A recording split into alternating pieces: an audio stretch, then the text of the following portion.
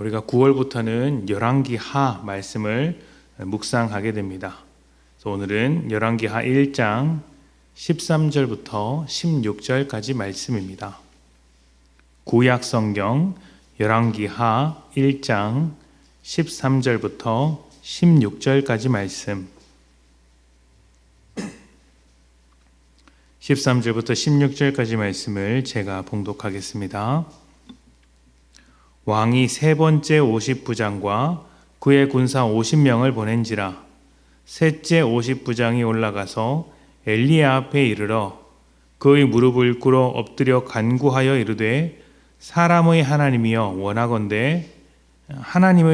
원하건대 나의 생명과 당신의 종인 이 50명의 생명을 당신은 귀히 보소서. 불이 하늘에서 내려와 전번의 50부장 둘과 그의 군사 50명을 살랐거니와 나의 생명을 당신은 귀히 보소서 하매 여호와의 사자가 엘리야에게 이르되 너는 그를 두려워하지 말고 함께 내려가라 하신지라.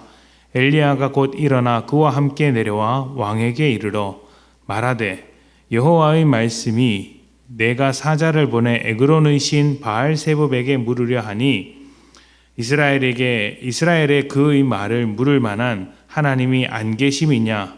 그러므로 내가 올라간 침상에서 내려오지 못할지라 내가 반드시 죽으리라 하셨다 하니라. 아멘.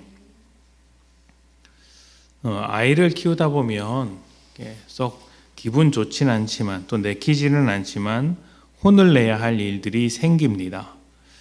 어디서 배워왔는지 모를 나쁜 말버릇이나 예의 없는 행동, 또 위험하고 잘못된 행동을 보면 그냥 넘어가서는 안 되죠. 혼을 내서라도 고칠 것은 고쳐야 합니다.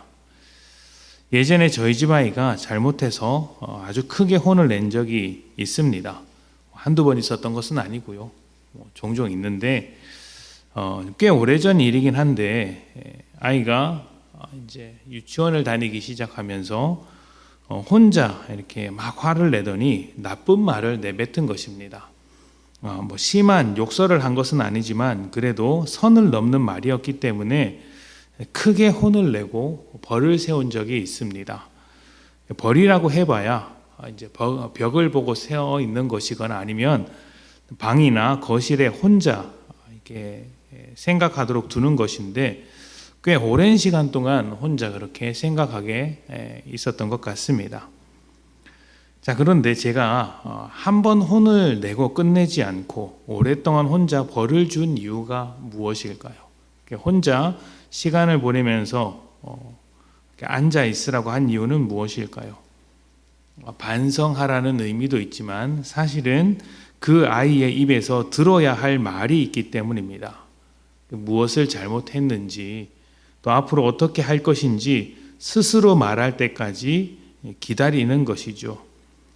그 기다림 끝에 깨닫지 못하고 알지 못하면 제가 알려는 주겠지만 그래도 자녀가 스스로 깨닫기를 또 스스로 고치기를 바라는 마음에 혼자만의 시간을 이제 준 것입니다. 다행히 아이가 이제 회개의 기도를 하고 이제 잘못했다라고 이야기 이제 해서 그것 자체가 참 고마웠던 기억이 있습니다. 오늘 말씀은 북이스라엘 아하시야 왕에 관한 이야기입니다. 그의 아버지 아합은 강력한 통치자였지만 하나님이 보시기에 악을 행한 왕이었습니다. 특히 여왕 이세벨과 함께 우상을 섬기며 수많은 하나님의 선지자들을 죽였습니다. 그의 악행이 얼마나 지독했던지 그 이전에 어떤 왕보다 악했다고 평가하고 있습니다. 그런 왕 밑에서 자란 아하시야입니다. 제대로 된 믿음, 제대로 된 통치를 배울 수 있었을까요?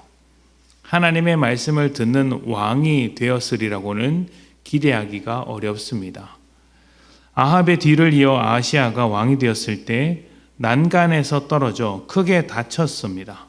그러자 그는 에그론의 신 바알세붑에게 병이 나을 수 있는지를 묻기 위하여 사자를 보냈는데 하나님은 안중에도 없고 물어볼 생각조차 하지 않았습니다. 이런 자가 하나님의 뜻대로 통치할 리는 더더욱 이제 만무하겠죠. 그렇다고 하나님께서 이스라엘을 포기하거나 아하시아 왕을 포기하시는 것은 아닙니다. 하나님은 절대로 우리를 포기하시는 분이 아니시죠. 때로는 간절한 마음으로 오셔서 호소하시기도 하시고 때로는 진노하시며 외치시기도 하십니다. 그래서 우상에게 찾아가는 사자에게 엘리야를 보내셨고 하나님의 말씀을 전하십니다. 듣지 않는 자에게 찾아와서 말씀을 들려주시는 것이죠. 그런데 그 말씀이 무엇이냐면 너는 그 침상에서 내려오지 못하고 반드시 죽을 것이다 라는 말씀입니다. 어떻게 하면 살 수 있는지를 가르쳐 주시는 것이 아니라 이제 죽을 것이라는 말씀을 하시니 이 말씀을 누가 좋아하겠습니까? 그래서 아하시아 왕은 엘리야를 잡기 위해 군대를 보냅니다. 50명의 군인과 50부장 이렇게 군대를 보내지만 하나님께서 그들을 물리치십니다. 그리고 이후에 한 번 더 군대가 찾아가는데 똑같이 물리치게 되죠.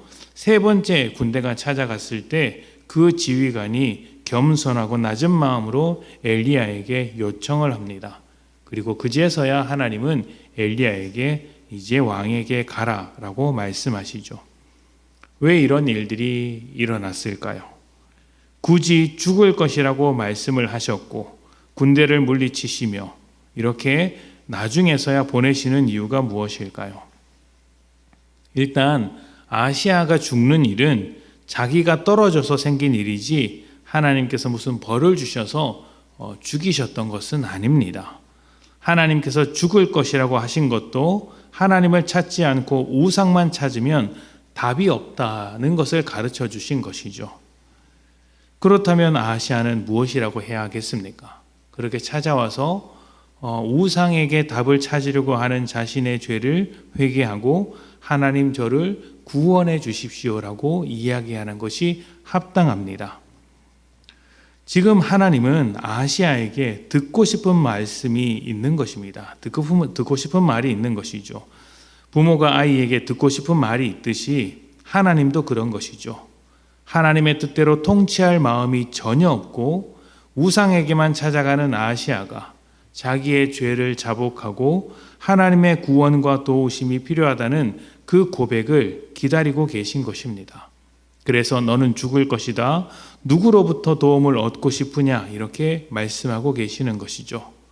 그런데 아하시아는 끝까지 하나님께 구원을 요청하지 않습니다. 구하지 않고 도움을 얻으려고 하지 않습니다.